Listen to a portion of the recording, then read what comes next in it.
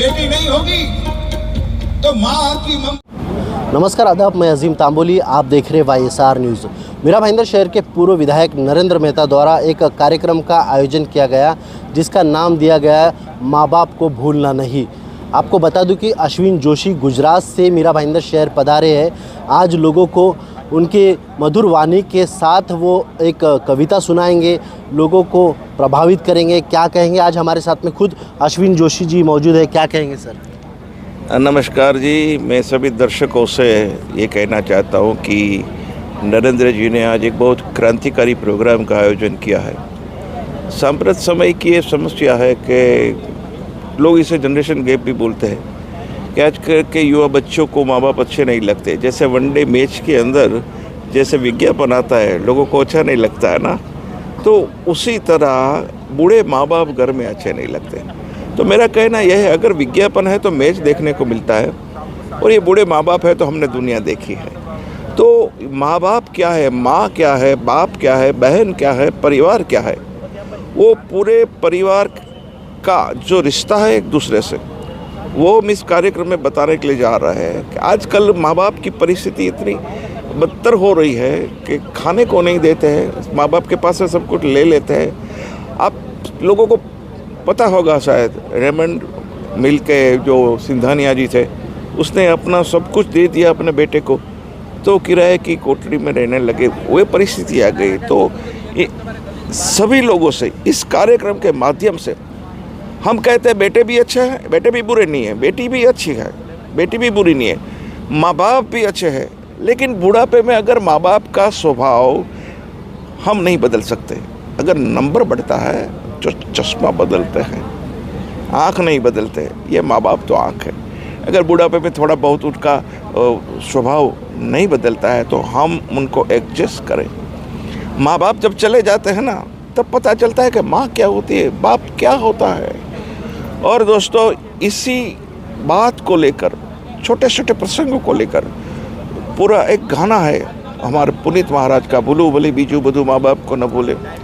तो ये पूरा गाना लेकर संगीतमय संध्या हम करेंगे। बेटियों को भी, आजकल की बेटियों को भी हम बताएंगे कि भागकर शादी मत करो, जाग कर शादी करो।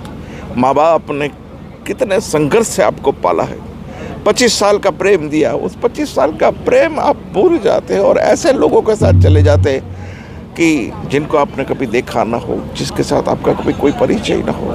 तो माँ बाप को बहुत दुख होता है और माँ बाप बच्चों का हित चाहते हैं। तो ये सब प्रस्तुति हम करने वाले हैं, पारिवारिक प्रस्तुति है।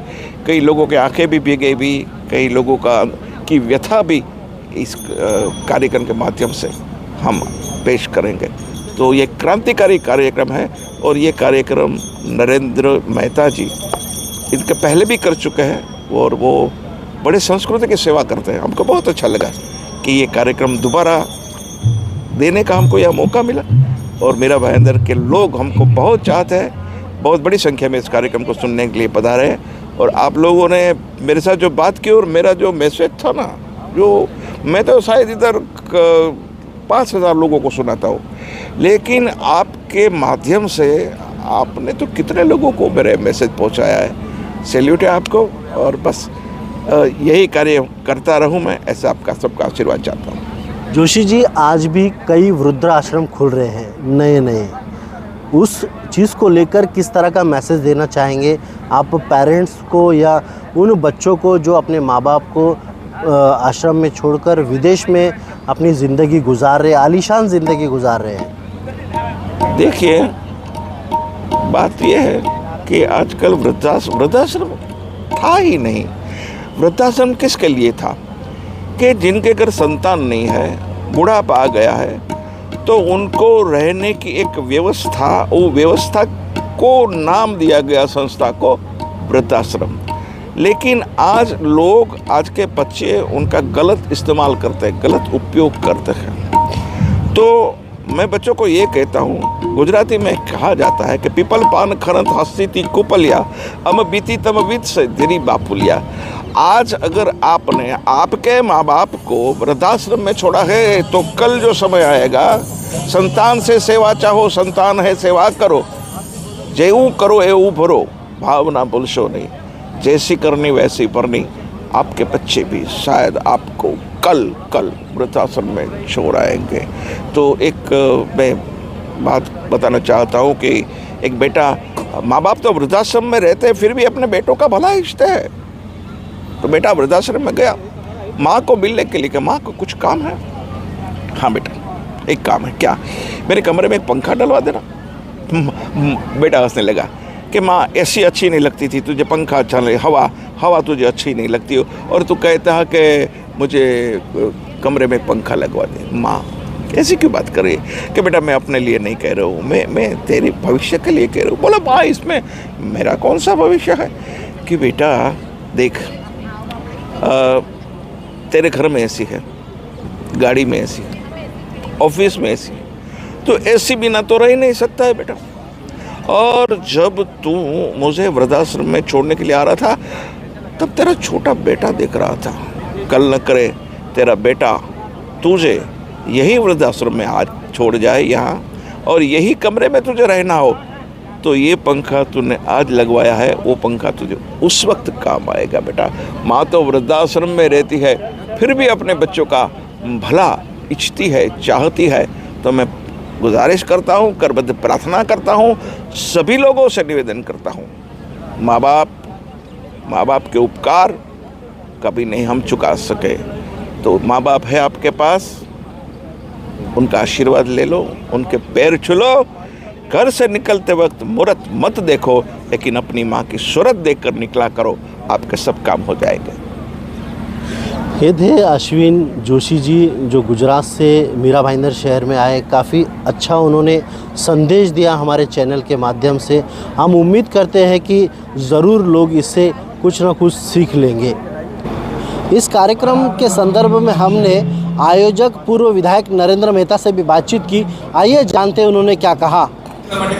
अश्विन जोशी जी एक बहुत ही उम्दा कलाकार है, जो कई वर्षों से माता पिता के ऊपर अपनी बात रखते हैं कि माता पिता की सेवा ही सबसे बड़ा धर्म है। जो लोग माँ बाप की आदर नहीं करते, सेवा नहीं करते हैं, उस बच्चों को शिक्षा देने का काम कि जीवन में माता पिता का कितना महत्व है।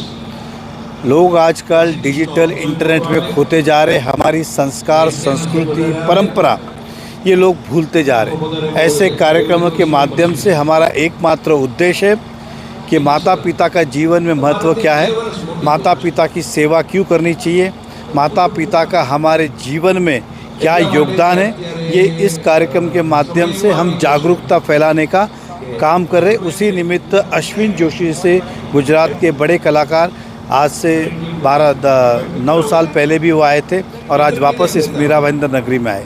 देखिए, जीवन में परिवार से बड़ा कोई नाता नहीं होता है माता पिता और बच्चों का, लेकिन जब कुछ बातें हम समय के दौर के अंदर बदलती दौर में भूल जाते, लेकिन जो हमारे जीवन में हम चूक गए, गलतियां हो गई या भूल गए, उस बातों को अश्विन जोशी जब याद दिलाते हैं तो उन सभी के आंखों में अश्रु आ जाते कि वाकई में हम ये भूल गए, मेरा जीवन क्या करना चाहिए था और मैंने काम व्यर्थ कर दिया। जब वो बातें याद आती है तो आंखों में अवश्य अश्रु आते। आप देख रहे थे YSR न्यूज़ में अजीम तांबोली, भाईंदर।